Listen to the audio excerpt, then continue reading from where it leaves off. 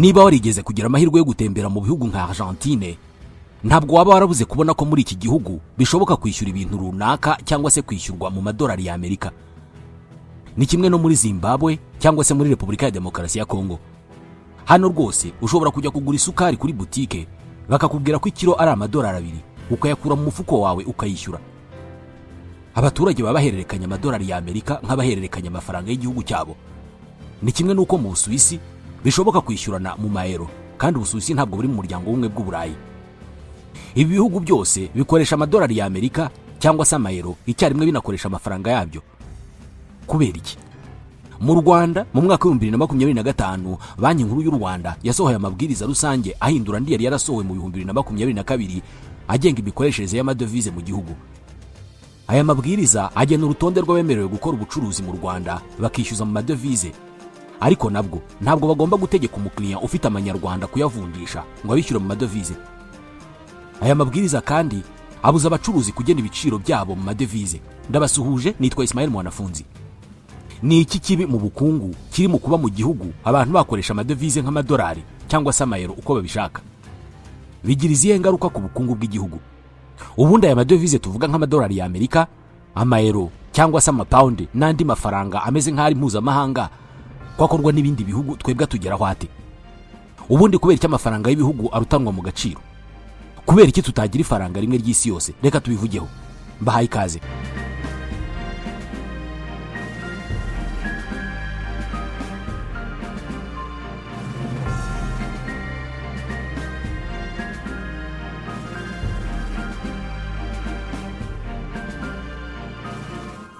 Rimwe ushobora kuzumva bavuga ibyitwa dollarisation cyangwa se euroisation mu nkuru z'ubukungu.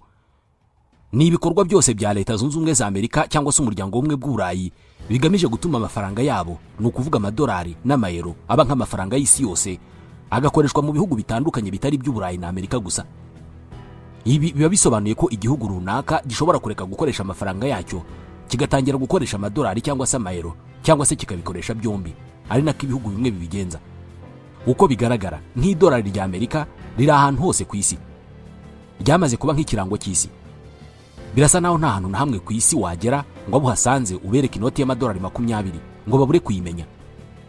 Ashobora kutamenya ibirango biri ku noti y'igihugu cye, ariko akabazi ko ku noti y'amadolari 100 hariho Benjamin Franklin. Mu birebana n'imitekerereze, amadolari ntabwo ari uburyo bwo kwishyurana gusa, ahubwo yamaze guhinduka uburyo bwo kugaragaza ubukire. Ngo ahembwa mu madolari. Birahagije kureba umubare w'ibitabo birimo ijambo dollar mu mazina yabyo. Birumvikana mu birebana n'ubukungu ibintu byose bizenguruka ku idolari. Kuri bamwe, idolari ni ikimenyetso cy'ubudahangarwa bwa Leta Zunze Ubumwe za Amerika mu by'ubukungu. Ku bandi, idolari ni igikoresho Leta Zunze Ubumwe za Amerika zikoresha mu guhonda ibindi bihugu cyangwa se gutegeka ibyo bihugu gukora ibyo zishaka. Mu magambo make, iyi idolari rinyagiwe, isi yose iratoha. Ibi bituma igihugu cyose gishaka gupima urwego ubukungu bwacyo buriho kibupima mu madolari. Ni nako bigenda iyo ubukungu bw'igihugu buguye, ifaranga ryacyo rigata agaciro. Abaturage bahita batangira gukoresha amafaranga y'amanyamahanga, cyane cyane idolari rya Amerika. Kubera iki dolari? Hagati ya 54 na 56% by'ubucuruzi mpuzamahanga ku isi yose bukorwa mu madolari. Uyu munsi uramutse ubonye ikiraka muri Kenya, wowe uri umunyarwanda, hari amahirwe menshi yuko bakwishyura mu madolari ya Amerika. Ubundi ni gute idolari rya Amerika ryahindutse ifaranga ry'isi yose? Ubu buhangange bw'iri dolari butangira intambara ya kabiri y'isi ikirangira. Mu mwaka wa 1944 abahagarariye ibihugu 44 byiganjemo iby'Uburayi bateraniye ahitwa Bretton Woods, ni muri leta ya New Hampshire muri Leta Zunze Ubumwe za Amerika. Bari bagiye kuganira uburyo bashyiraho ingamba zigenga amafaranga y'isi yose kandi zigateza imbere ubufatanye mpuzamahanga mu bucuruzi. Iki gihe ubukungu bwa Leta Zunze Ubumwe za Amerika bwari bukomeye kurusha ubw'ibindi bihugu byose by'isi byari byarashegeshwe n'intambara. Idolari rya Amerika ryari rikomeye cyane, kandi icyo gihe Amerika yari ifite ububiko bwa zahabu bwinshi kurusha ibindi bihugu, ku buryo yari ifite ijambo ryo kuvuga ibindi bihugu bigaceceka bikumva, kubera ko byari binakeneye kwibaha ku mafaranga yo kwiyubaka. Ibi rero byatumye muri iyi nama ya Bretton Woods ibihugu byose byayitabiriye byemera ko agaciro k'amafaranga yabyo kazajya gapimirwa ku idolari rya Amerika. Ibi byahaye Leta Zunze Ubumwe za Amerika ubudahangarwa mu bukungu. Amerika yahise inohereza ibikapu by'amafaranga mu bihugu bitandukanye byari bikeneye ubufasha bwo kwiyubaka nyuma y'intambara ya kabiri y'isi, ariko bikazishyura bigendeye ku izamuka rusange ry'ibiciro rizaba rigezweho icyo gihe, bikanongeraho inyungu kandi bikishyura mu madolari. Ibi byatumaga idolari rihinduka ifaranga ry'isi yose kandi bigatuma ubukungu bwa Leta Zunze Ubumwe za Amerika butajegajega. Uku gutegeka ibihugu gupimira agaciro k'amafaranga yabyo ku idolari rya Amerika byatumye amadolari akwira hose ku isi. Nk'uko banki nkuru z'ibihugu zikora amafaranga zikayohereza mu mabanki y'ubucuruzi nayo akayaha abantu haba mu nguzanyo cyangwa se mu kubikuza, ni nako Reserve Federale ariyo banki nkuru ya Leta Zunze Ubumwe za Amerika ikora amadolari hakoherezwa muri banki nkuru z'ibihugu bitandukanye. Amadolari kandi atugeraho anyuze mu ishoramari mpuzamahanga abanyamerika na leta yabo bakora, cyangwa se akanyura mu mfashanyo no mu nguzanyo. Amadolari avuye muri Amerika akagera muri banki nkuru z'ibihugu. Izo banki nazo ziyaha banki z'ubucuruzi z'imbere mu gihugu, nazo zikayaha abaturage binyuze mu kubikuza ayo babikije ku makonte yabo cyangwa se mu nguzanyo n'ubundi buryo. Uko niko amafaranga akorerwa muri Amerika yisanga mu mifuko y'abaturage basanzwe hano mu Rwanda.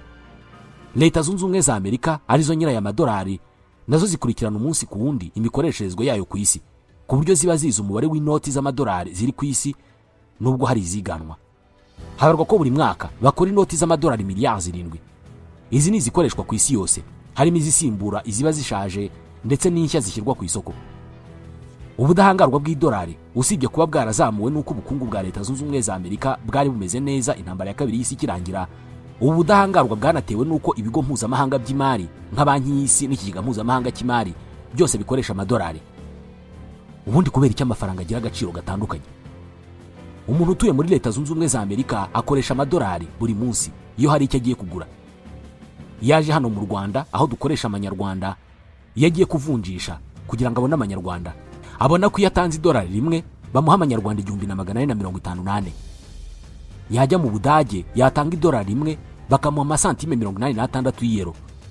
Uyu munsi agiye muri Iran agashaka kuvunjisha kugira ngo abone amafaranga akoreshwa muri Iran yitwa mariyari, yatanga idolari rimwe bakamuha mariyari 10,1070,000.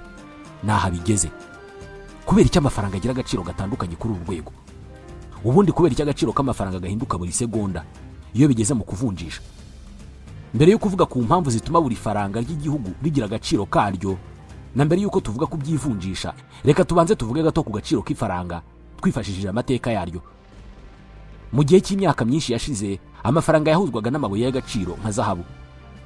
Ibi byari bizwi nka gold standard.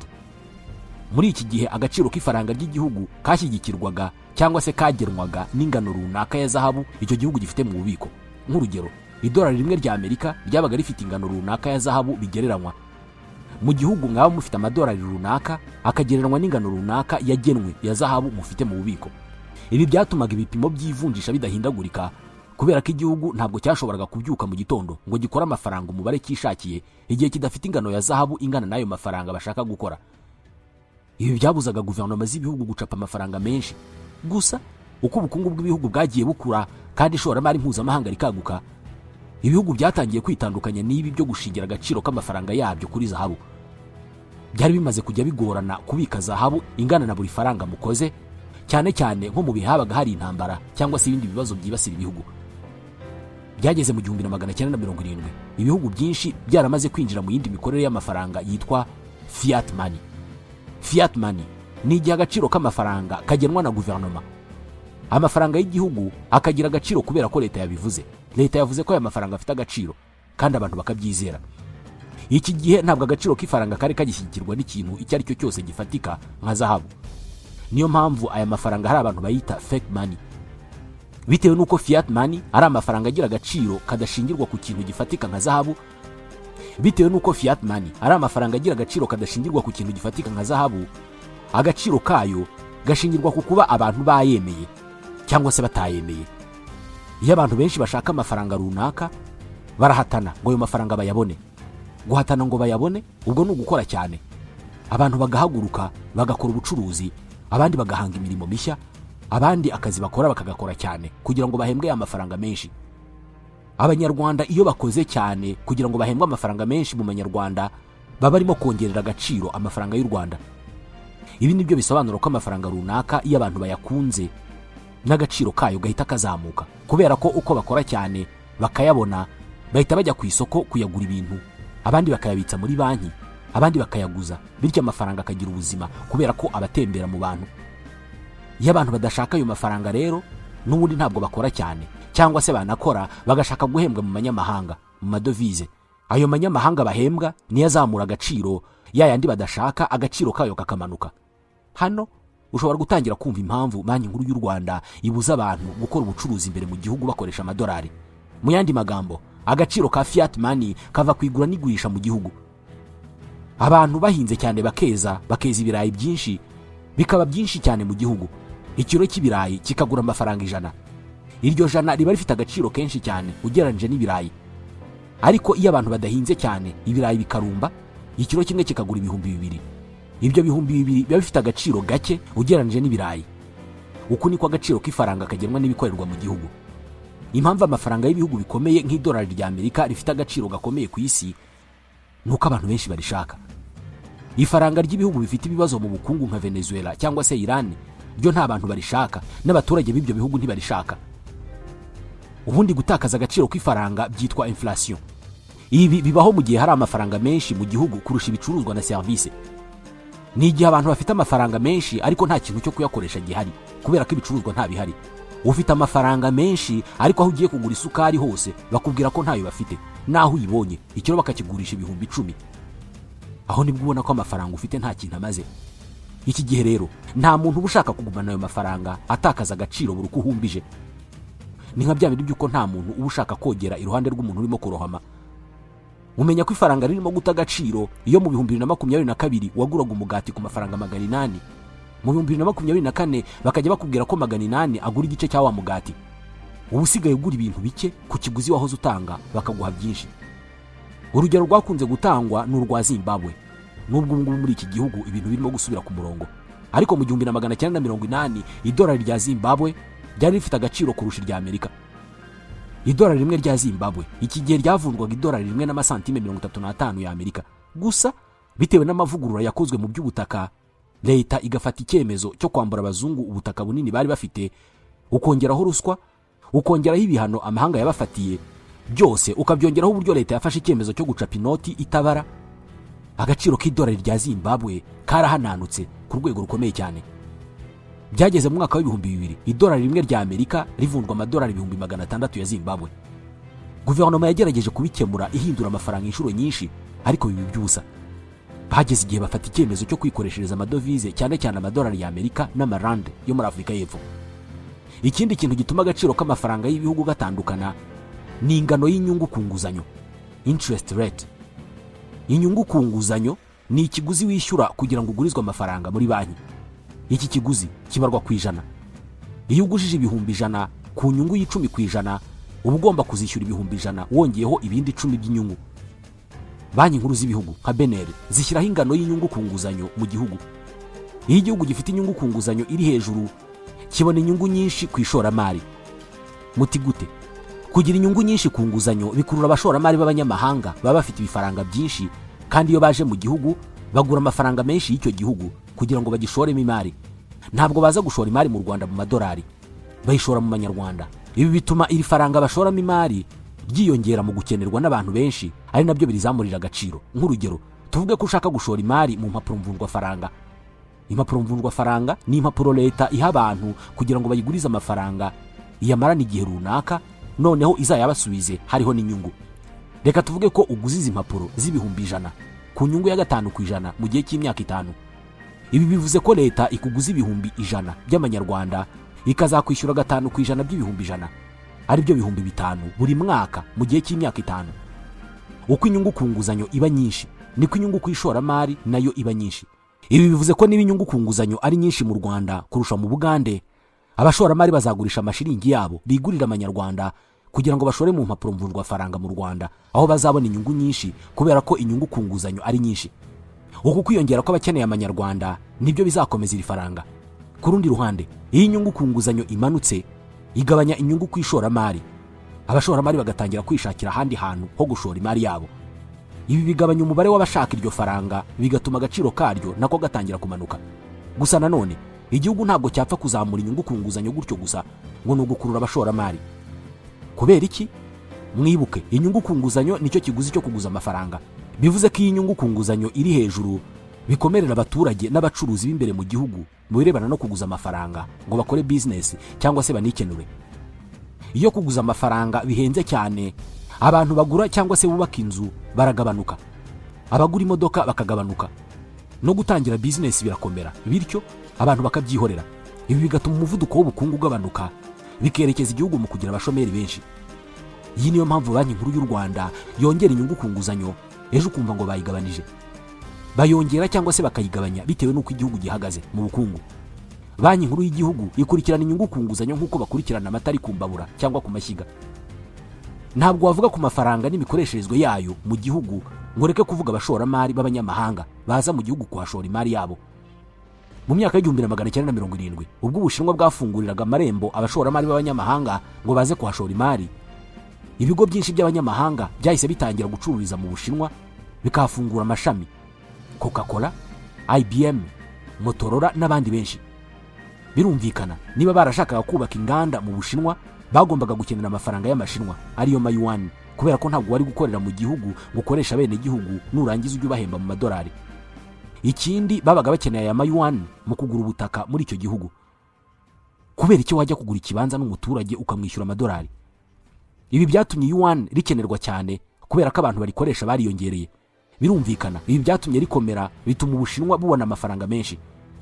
Iyi niyo mpamvu ibihugu byose uzasanga bihora mu bukangurambaga bwo guhamagarira abashoramari b'abanyamahanga kuza kubishoramo imari. Ni ukugira ngo baze bakore ubucuruzi bakoresheje amafaranga y'ibyo bihugu, baha abantu akazi, bagura ibintu mu mafaranga y'igihugu, bityo iryo faranga rigira agaciro. Niyo mpamvu Banki Nkuru y'u Rwanda isaba abantu kugabanya gukoresha amafaranga y'abanyamahanga mu bucuruzi bw'imbere mu gihugu, ahubwo bagakoresha amanyarwanda. Gusa abashoramari b'abanyamahanga ntabwo bashora imari yabo mu gihugu babonye cyose. Bo birebera igihugu gifite politike n'ubukungu bihamye. Kubera iki? Guverinoma ihamye iba ifite amategeko ahamye, kandi niyo business bikeneye. Nk'urugero, niba igihugu gishyizeho politike yo kugabanya imisoro kugira ngo abashoramari baze, hanyuma ejo mu gitondo kigahindura kikazamura imisoro, biba ikibazo gikomeye ku bashoramari kubera ko baba bashobora guhomba amafaranga yabo. Iyo igihugu gihora gihindagura amategeko, abashoramari ntabwo bumva batekanye mu gushora imari yabo aho hantu. Ni kimwe n'iyo muri icyo gihugu hahora imyigaragambyo n'imyivumbagatanyo. Umushoramari aba avuga ko business ye izahagarara kenshi mu mwaka, bityo bikamuhombya. Ubukungu butajegajega nabwo ni ingenzi ku bashoramari kubera ko bivuze ko amafaranga y'icyo gihugu rimwe batazabyuka mu gitondo ngo basange yatakaje agaciro. Iyo igihugu gifite imyenda myinshi kikagira ibiciro byazamutse cyane cyangwa se gihorana ibibazo mu bukungu bwacyo, abashoramari b'abanyamahanga bahorana ubwoba ko amafaranga yabo bazayahomba. Igihugu gitekanye haba mu mutekano usanzwe no mu bukungu gihora gikurura abashoramari. Ibi binatuma ifaranga ry'icyo gihugu rigumana agaciro kubera ko riba rikora. Ifaranga ritakaza agaciro iyo ridakora. Iyo ridafite ibyo rigura kubera ko nta bihari, bituma abantu batarikenera, rigatakaza agaciro. Ikindi kizamura agaciro k'ifaranga ni iyoherezwa n'itumizwa mu mahanga ry'ibicuruzwa. Uze gusohoka urebe uburyo iyi mihanda yacu yuzuyemo imodoka zikorerwa mu Buyapani. Iyo ibihugu by'amahanga bitumiza imodoka mu Buyapani, ibyo bihugu bikenera ifaranga ry'Ubuyapani ryitwa yen kugira ngo birangure izo modoka. Ibi bituma yen rikenerwa cyane kandi rigakenerwa mu ngano nyinshi. Urumva umuntu ukeneye imodoka 300 ingano y'amayen aba akeneye. Ibi byo gukenerwa kw'ifaranga ni nabyo bituma iyo ufite ifaranga rimwe ry'amanyarwanda ushaka kurigurana ngo baguhe $, iyo utanze iryo faranga rimwe ry'irinyarwanda baguha amadolari 0.00069. Ariko iyo ufite $1 rimwe ry'Amerika ushaka amanyarwanda bihuse cyane bahita baguha amanyarwanda 1452. Baguha ibifaranga byinshi kuri uru rwego kubera ko isi yose irashaka amadolari. N'uyanga hari abandi baza kuyafata kubera ko barimo kuyamaranira. Tugarutse ku byo kohereza no gutumiza mu mahanga ibicuruzwa, iyo Ubuyapani bugiye kugura amakara muri Australia bukenera amadolari ya Australia mu kwishyura ayo makara, ibihita bituma $1 rya Australia rikenerwa cyane. Iyi niyo mpamvu ibihugu byose bihora birwana no kugira ibicuruzwa byinshi bikenerwa n'amahanga kugira ngo ayo mahanga akenere ifaranga ryabyo, ibituma iryo faranga ryabyo rikomera. Ibyongera gushimangira ko iyi faranga ry'igihugu ridakoreshwa cyangwa se ridakenerwa n'abantu benshi, ubwo agaciro karyo kagenda kagabanuka. Ubwo iyo muhisemo gukoresha amafaranga y'amahanga imbere mu gihugu cyanyu, muba murimo guteza imbere ayo mafaranga y'amahanga nyine. Nk'urugero, iyo Leta Zunze Ubumwe za Amerika zumvishije ibihugu bicukura petrole nka Arabia Saudite ko bigomba kugurisha petrole yabyo mu madolari ya Amerika gusa, bituma idolari rya Amerika rikenerwa cyane ku isi, kubera ko ibihugu byose ku isi bikeneye peteroli. Bigomba gushaka amadolari yo kuyigura rero. Ibi bituma idolari rya Amerika rihinduka nk'ifaranga ry'isi yose, ibihita bitumbagiza ubukungu bwa Amerika kandi bigaha Amerika ijambo rya mbere ku isi. Ibi byitwa petrodollar. Ibi mvuze byabayeho. Amerika yategetse Arabia Saudite kugurisha peteroli yayo mu madolari gusa, nubwo bivugwa ko Arabia Saudite yagerageje kwemera n'andi mafaranga y'ibindi bihugu nk'amayuan y'Ubushinwa. Ku rundi ruhande, ibirwa bito byo mu nyanja ya Pacifique nka Tuvalu ntabwo bifite ibintu byinshi byo kohereza mu mahanga, bityo amafaranga yabyo ntabwo akenerwa cyane. Ariyo mpamvu bihitamo gukoresha amafaranga akomeye nk'amadolari ya Amerika cyangwa se ya Australia kugira ngo ubucuruzi bwabyo bworohe. Ubundi buryo bwo kongera agaciro k'ifaranga ryawe nk'igihugu ni ibyitwa fixed value. Dore uko bikorwa. Iyo ushaka ko igihugu cyawe kigira ifaranga rikomeye kandi ridahindagurika mu gaciro, kandi bitagusabye guhora urwana ngo agaciro karyo ntikamanuke, ufata ifaranga ryawe ukariha agaciro karinganiye cyangwa se gashingiye ku kirindi faranga ushaka kugenderaho.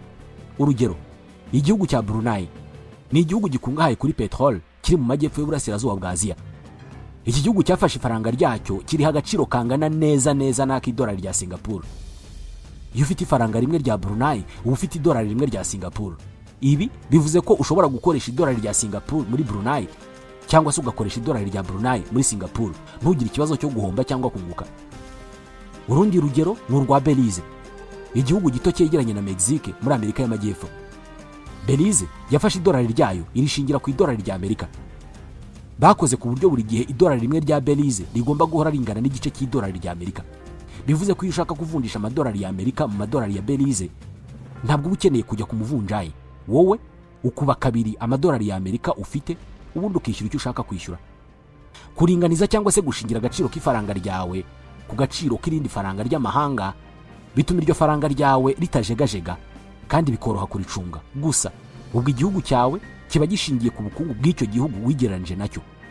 Ubwo iryo faranga twavuga ko wasabye lifti iyo riguye, iryawe naryo rihita rihananuka. Ubwo bivuze ko abanyabelize bahora basengera Amerika ngo ubukungu bwayo butere imbere. Ni kimwe n'uko abanyabrunei bahora basengera Singapore. Izi mpamvu zose tuvuze rero nizo zisobanura impamvu amafaranga y'ibihugu atandukanye mu gaciro, ndetse bikanasobanura impamvu buri gihugu kigira ifaranga ryacyo, kandi bikaba bibi ko igihugu gikoresha amafaranga y'ikindi gihugu. Ikibazo cyawe gikurikiraho gishobora kuba ari kubera iki ibihugu byose bidakoresha ifaranga rimwe, wenda hakaba havuka nk'idolari rimwe ry'isi yose, ku buryo ibi byo kuvunjisha byavaho, ndetse n'akazi ka Beneri ko gukurikirana agaciro k'ifaranga ry'u Rwanda kakaba karagabanutse. Birumvikana nk'igitekerezo cyiza, ariko ntabwo byoroshye nk'uko ubyumva. Reka dufate iyero nk'urugero. Iyero ryoroheje ubuzima ku baturage batuye mu bihugu birikoresha bizwi nka zone euro, kubera ko aba bantu bagenda mu bihugu bitandukanye bitabasabye kuvunjisha. Gusa imbogamizi zirimo ni uko buri gihugu cyemeye gukoresha amayero, ubwo cyemeye ko amafaranga yacyo agenzurwa na Banki Nkuru y'u Burayi. Ibi bivuze ko nta gihugu na kimwe mu biri muri zone euro cyemerewe guhindura politiki yacyo y'ifaranga kigamije gukemura ibibazo byacyo, kubera ko ibi byagira ingaruka no ku bindi bihugu. Urugero, ubwo Ubugereki bwahuraga n'ibibazo by'ubukungu mu 2009, ingaruka zageze no ku bindi bihugu biri muri zone euro. Iyi niyo mpamvu Ubudage bwarakariye cyane Ubugereki.